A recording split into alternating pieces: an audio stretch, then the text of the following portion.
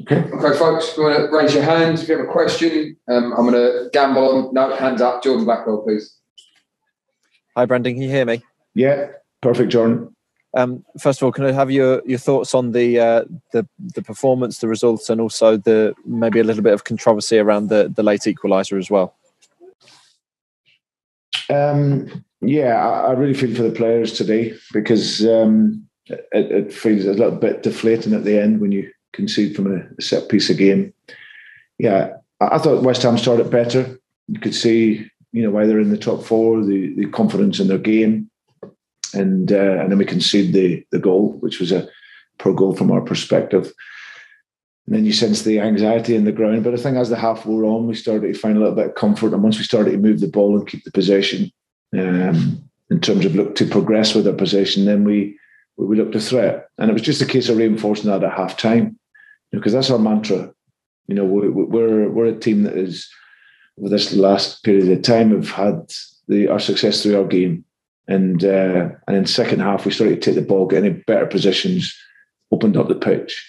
And I thought we were excellent and deserving of the victory. So to lose the goal late on, when we're set up then to deal with everything, is it's a hard one to take.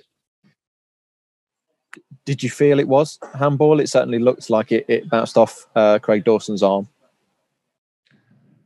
To be honest, Jordan, I haven't seen it. I haven't seen it. I was only brief highlights from the guys, but that wasn't made aware to me. I think you've spoken about Sky too. This, but there were reports over the weekend that Tielemans has turned down a new contract. Is that correct? Not that I'm aware of. I think the club would have mentioned that to me if that was the case. For me, Jordan, nothing's changed from where we've been before. I think there's obviously been a little bit of speculation around the last few days, but for me, that's between the agent and the club. It's not something that for me has changed. And you've seen Yuri today, happy, committed, and working well. Do you still have confidence that he will sign a new deal in the near future? I don't know either way. My job is to help him as a player and improve him as a player. Other than that, it's between his agent and the club. Last one, if you wouldn't mind. How's James Justin? It looked like it was a hamstring injury that he went off with. Yeah, he felt it tight. He's not sure if he's pulled it, but it was obviously going to restrict him. So yeah, we just have to see what the scan says on that. Thank you, Jordan. Thanks, Jordan. John Percy, then, please. Hi, Brendan. Hi, John. As you said, obviously Yuri played. That was back to his best of it today. Harvey Barnes also. That was more like Harvey Barnes today as well, wasn't it? Yeah, I thought Harvey was outstanding. Second half, he was brilliant. That's. I really enjoyed watching the second half because I felt that was us getting somewhere near what our level has been in terms of our ball possession, speed of our game, switching the game, using the sides, and that movement to create opportunities. So yeah, the things I said to the players, just in terms of that collective mentality to be intense. After what was a tough start and an anxious start, I thought we then grew into the first half, and then throughout the game, in the second half, we were excellent. So yeah, Harvey was great. I thought that left side, Kieran Dewsbury Hall was outstanding as well. He's running, he's pressing, and it was a really, really good second half.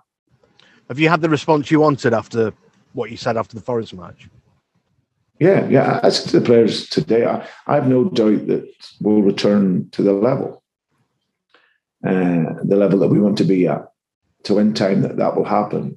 Our only problem is that we have competition, and we're in competition, and we want to make that time as short as we possibly can. So, but the one thing that will help us get there, which has dropped this season, has been that collective intensity of our game.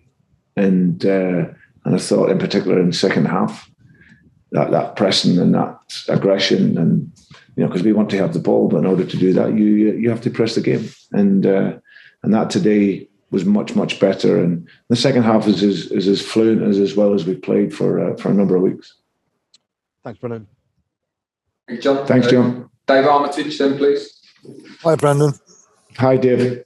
Actually, John sort of asked my question largely, but Barnes there on a lot of those runs he was making, it almost like a throwback, an old-fashioned drop your shoulder, run at them, and you could sense them getting more and more reluctant to go near him. It was really sort of penetrative with the way he was, driving at them.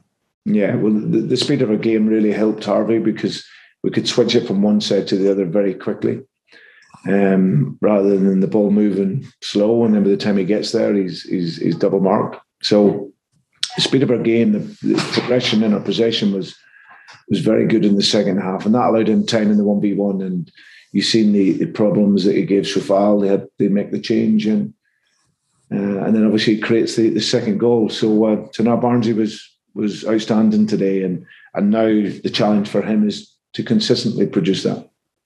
Lovely, thanks so much. Pleasure. Thanks, Dave. We'll go to Rob and then Tom Colomossi, but Rob Tanner first, please. Hi, Brendan.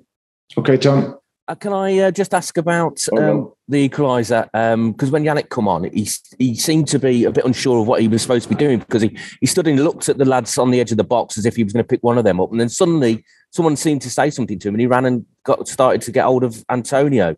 Ironically, if he'd stayed where he was, he would have cleared the danger. What was the instructions? Yeah, well, no, his instruction was to go on, and obviously we had numbers. Everyone was marked up, and the guys were fine. He was to go in and be in and around that 6-yard box. The guys had coped well with that, Daniel and Wilf, and so there was no need to change. We'd actually coped with that well. It was really then going back into the 6-yard box. So for us to concede in that moment was obviously very, very disappointing, because we clearly make the changes to have that extra height in there and deal with that static position. So for them to get the header inside the 6-yard box and score was bitterly disappointing. But listen, it's defending corners is about organisation, but it's primarily about wanting to put your head on it. That's the reality of defending. Like you've seen, you can go zonal, you can block, you can go man-to-man. In defending a corner, you've got to have that will to head it. And if not, then you'll suffer. And that's unfortunately what has happened to us probably too often this season. But it's something that we'll keep talking on, we'll keep looking at, we'll keep analysing. We'll get out of the rut that it is a little bit with it, and the bit of anxiety that is built up around it, because we've shown over enough games and enough time that we can defend them well. But yeah, that was deflating at the end to concede from a set piece whenever we're set up to good numbers, good height in the box to deal with it. Great. Last one then for Tom Colomossi. Hi, Brendan. Okay, Tom. What did you make of Daka's performance today? It seemed he worked very hard, but perhaps didn't get much change out of the officials. He was whacked around a fair bit. What was your assessment of how he played? Yeah, I thought he was very good patching, gave us that threat in behind, linked the game up well, pressed the game well. And he and collectively the team, I thought, worked very, very hard today. Thank you. Cheers, Tom. Thank you very much, everybody. Cheers, guys. Thank you.